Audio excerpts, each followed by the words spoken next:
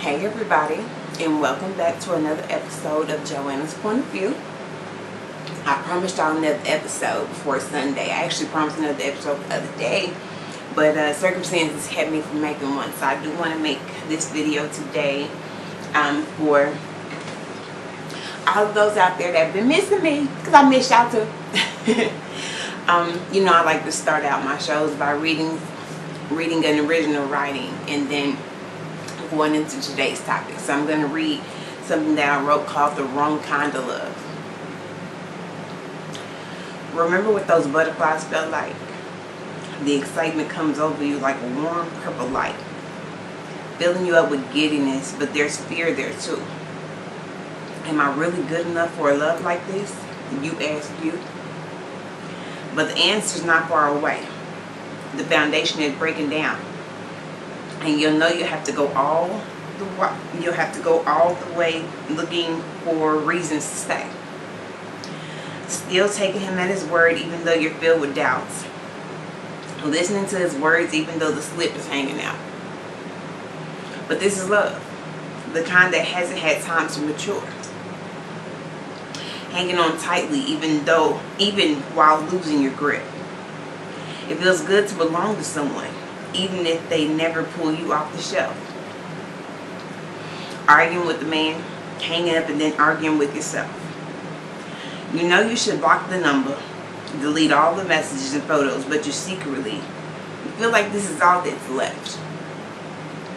With every ache and pain, you're reminded that you're closer to the grave than a crib. No one lives forever, so I should just hold on to whatever it is that you give. But it's not enough. It's never enough, so I try to walk away, but I can't seem to find or be found by anything better. And I've decided that I'm not asking for too much.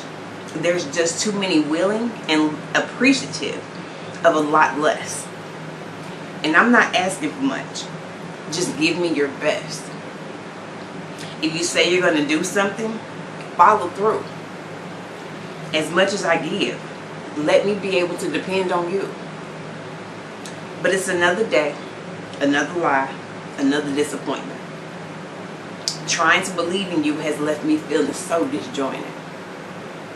The same feelings that bring you joy can leave you dead inside. But then it gets to the point where nothing even matters anymore. Each letdown is just another, much like the one before. Now I no longer give a fuck.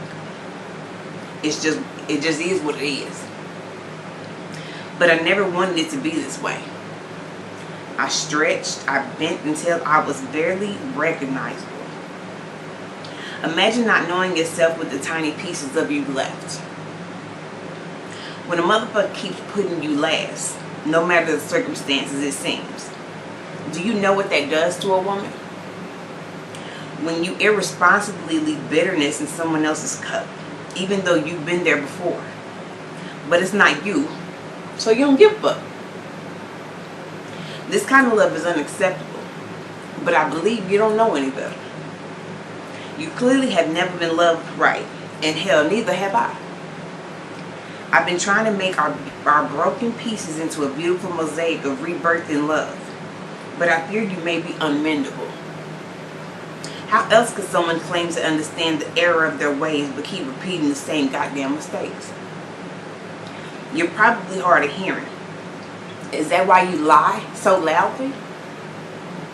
And I can't wait to be done with this part of my story and on to true happiness.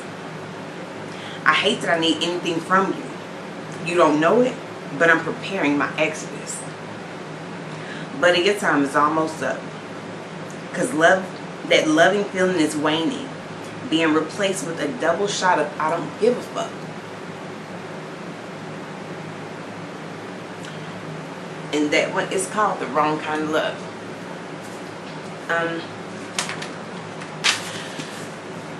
I've been watching, I mean, you know, we're on this coronavirus, COVID-19, you know, isolation right now. So I've been watching a lot of JoAnna Van Zant's show, Fix My Life. And, because mine needs to be fixed, let me tell you, child.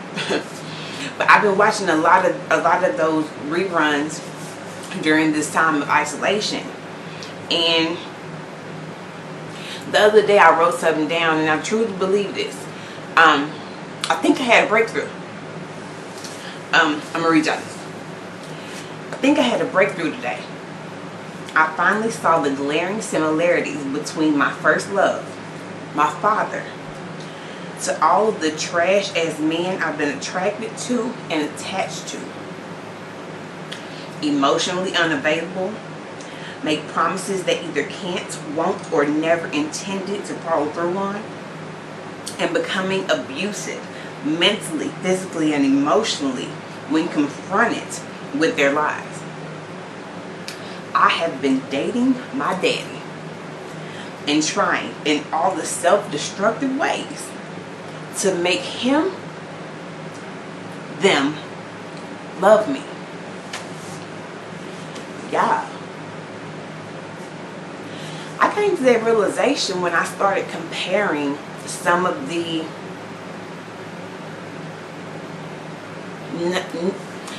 tragic times in my life.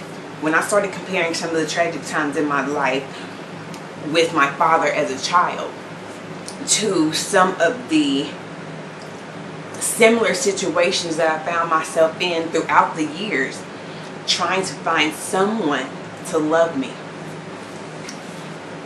Ain't that a bitch? Like, you're trying to find somebody to love you. It sounds fucked up, because shouldn't that start here? You know what I mean? Like, shouldn't you be like, I love myself so much. Oh, you're trash. I know you're not gonna love me, right? I never got that. I was raised by an abusive father who, in his upbringing, never learned any better, never knew any better, and was dealing with his own demons from his own childhood. And all of that stuff just trickles down. I'm pretty sure his father and his mother had some horrific stories of growing up and dealing with some horrific things, and they passed that shit down to him. So now here's me, a single mother, cannot find the right kind of love from a man. And now I have 2 children. So, you know, like Ayana said, you have to do your work. You know what I mean? You have to get in here and do your work and figure out, why in the fuck does this keep repeating for me? Because I have a 15-year-old daughter who has watched me go through all of these abusive, temporary situations. And I'm now cognizant of the lessons that I'm teaching her. Now, from my mother, the lessons that I learned were to bend until you're almost broken, and then walk away. Like, I learned that from her because I grew up watching the shenanigans of her and my father and the things that they were going through. Now, my dad is a preacher, and let me tell y'all something, make no mistake, I love my daddy. I am a daddy's girl, as are most daughters who know their fathers and have a relationship with their fathers. Most daughters are daddy's girls. And I'll say that my dad did the best that he could with what he had and what he knew. But with that being said, he was not a good dude. My dad was a preacher, is a preacher. And I'm pretty sure we all have stories of hypocritical preachers. You know, ones that get up on the pulpit and preach a very emotionally charged, invigorating sermon on something that they are not doing right. And I saw that throughout all of my life growing up as a child, having to go to church, because when you are the daughter of a preacher, hello, I'm a preacher's kid. I'm a preacher's grandchild. I'm a preacher's niece. Like, all of my uncles are preachers. My dad's a preacher. My grandfather is not only a preacher, but he is the superintendent of the Church of God in Christ in this area. So for me, I was inundated with church. We were always in church. Always in church. And the little things around the neighborhood that used to be fun, and things that the younger crowd liked to do, we were forbidden from doing. No, you got to be in Sunday school, you got to be in church service, you got to be in Sunday night service, you got to be in choir practice, you got to be in Bible study, you have to be in every day of the week. It was something to do at the church. So I'm growing up and I'm watching all of this, and I'm watching all of my elders and all of my relatives who are all of these like strong and influential men. We own this big beautiful church here, and I'm watching it, and I should be proud. Like, I should be like, look at my family, I'm so proud. But on the inside, I was just sitting there thinking like, look at these motherfuckers. This nigga's currently cheating on his motherfucking wife. This motherfucker, yeah, he's also cheating on his wife with a white woman. Look at my daddy like, nigga, we know what you doing. The only person that I felt like I could look up to that was a male role in my family to be doing good was my grandfather. Until I grew up and started really paying attention and listening to the things that were being said. I'm not going to get into all of that because it's way too much. Y'all don't need to know all of my family business right now. But I say this to say, I grew up with a mother and father who were dysfunctional. My mother grew up without a mother. Her mom died when she was, I believe, 7 years old.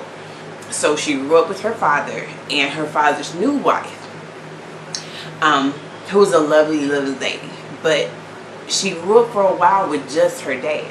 So there were some things that she's seen and went through during that time that has shaped her thinking on how to deal with an abusive and unfaithful husband.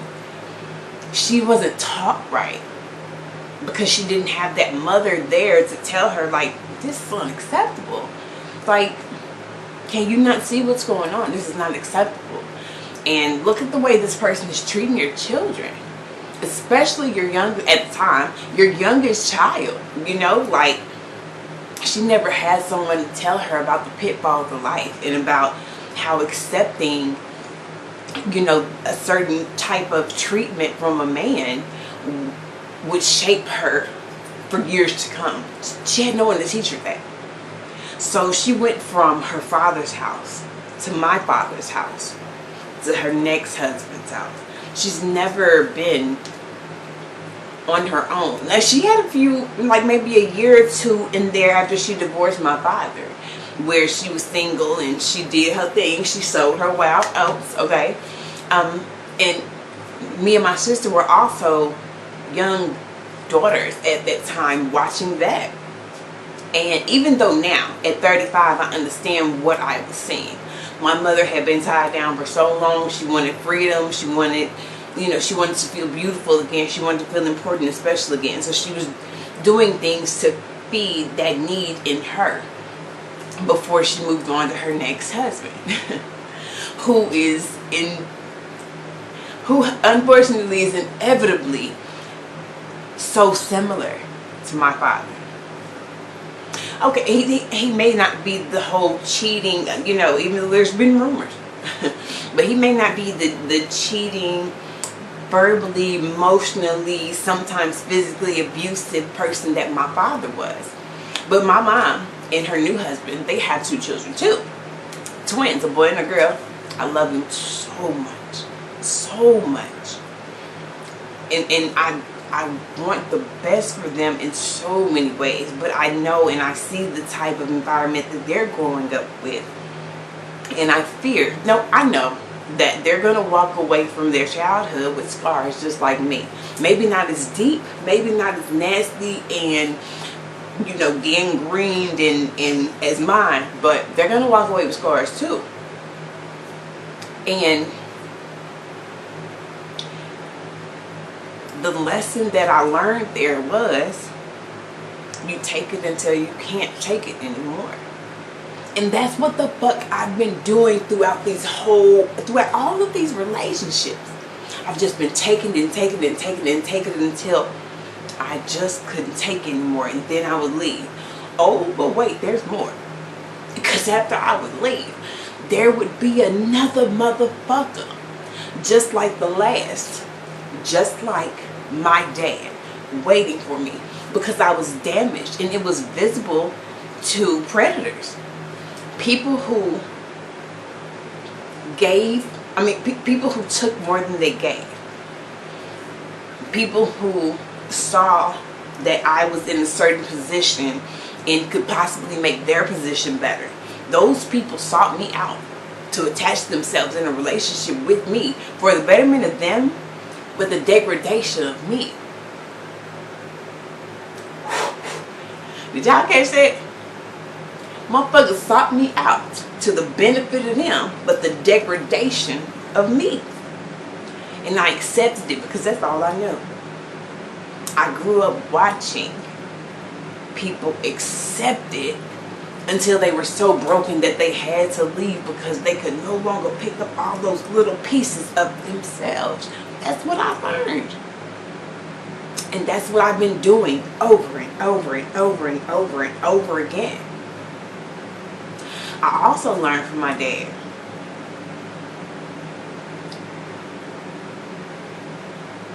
The good ones aren't fun.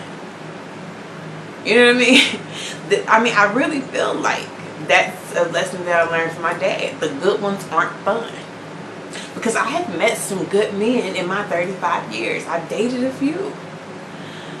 And I know that I too have left them scarred.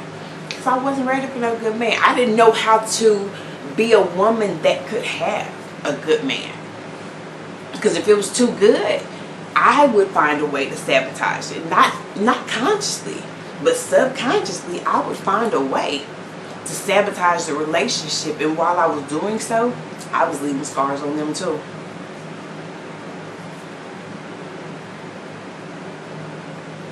I've been doing my work, y'all. Like for real, for real. I've been doing my work. And it's glaringly painful to have to look inward and see yourself that way.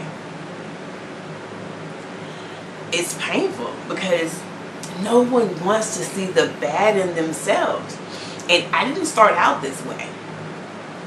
I didn't start out bad.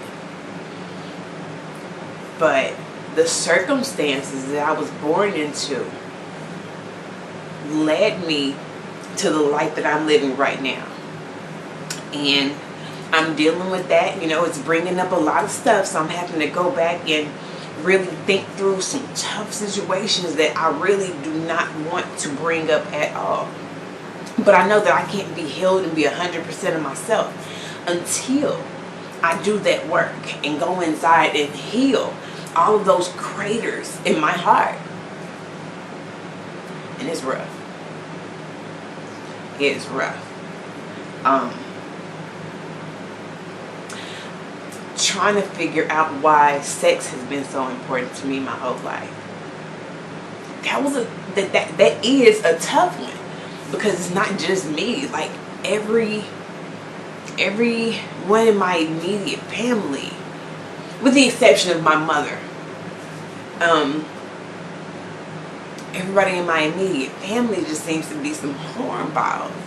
Like, you know, my dad, he's well into his 60s. And he still looks good. Like, good. And he still likes to fuck.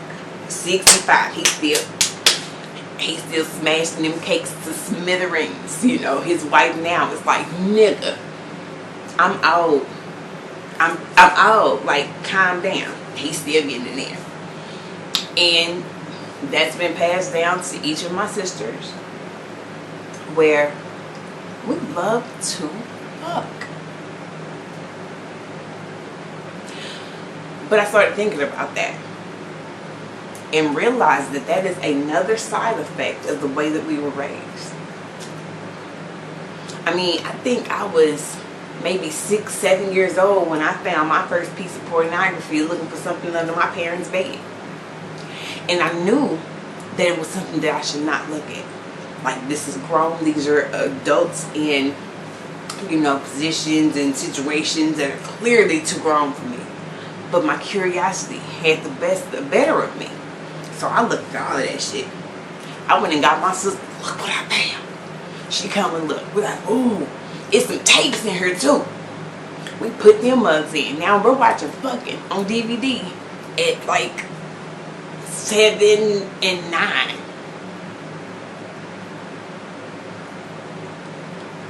And it continued. You know what I mean? Like we were introduced to sex way too soon. And because we knew the hiding spots, we could go back and look at that shit all the time. So we were like, you know, not even 10 years old, just sitting up watching porn and shit while my mom and my dad were out of the house, or we're doing, you know, we're gone. Do you know what it does to a child? Not even just a girl child, but a child who's introduced to sex and visuals of sex too soon. It turns them into a pervert. I know, because I was a pervert. Man, I was a pervert. And it started early. And when you see things like that, you want to experiment. And who does that happen with? People that are closest to you. Cousins, stuff like that. Man, these things were introduced to me before I was 10 years old.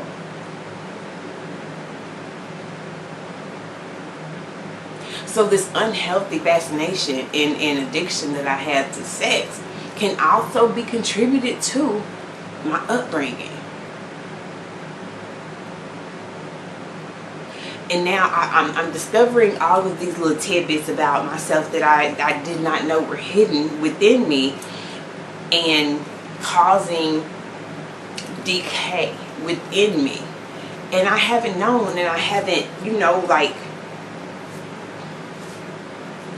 I haven't consciously recognized it until now when I started doing my work. You know what I mean?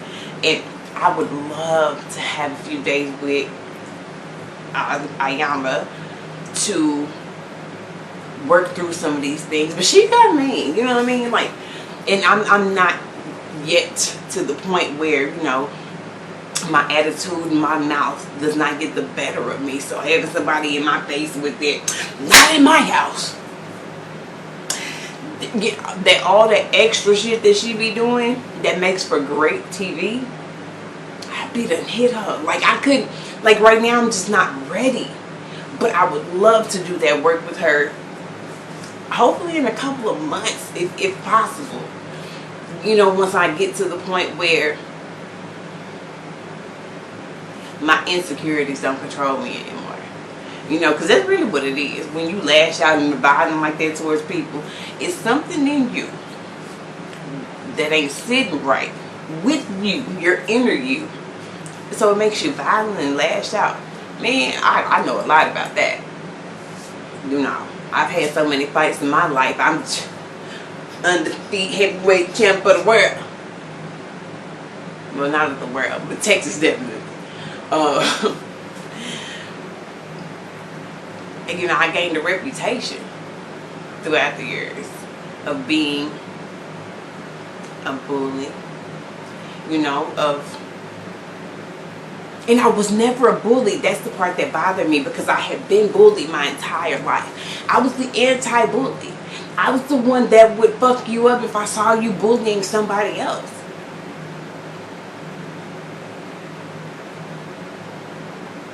But that still made me a bully, because I was, you know, coming down beating up people who, you know, weren't smaller, who weren't as big as I was, or, you know, who just wasn't as skilled as I was. But they were bullies, and I saw them bullying other less, you know, capable people. So I would go and I was Captain Save-A-Ho, I thought. But then it ended up with me having a reputation of being a bully. Imagine that. I'm trying to be the anti-bully and help people, and it caused me to become a bully. So I'm doing the work, y'all. I'm doing the work. I'm going in. I'm seeing and dealing with, and kind of, you got to clean out them wounds, especially the ones that's infected.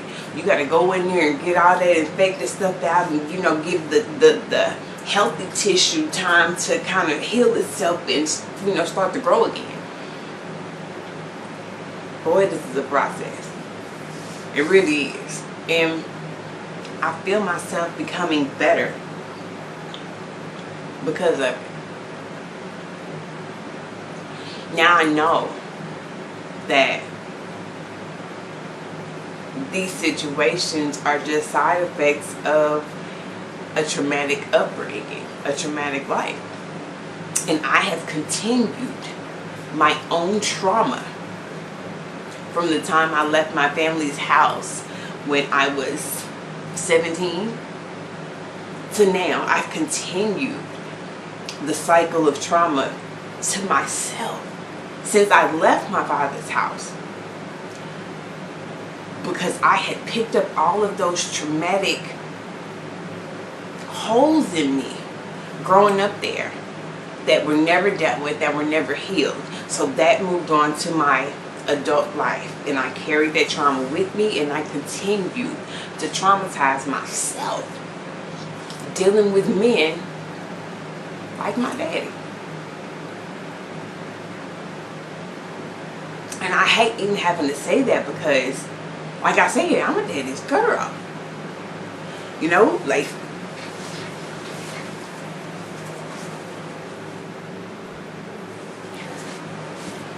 I'll just make sure I'm still recording out. But it hurts me because I'm a daddy's girl.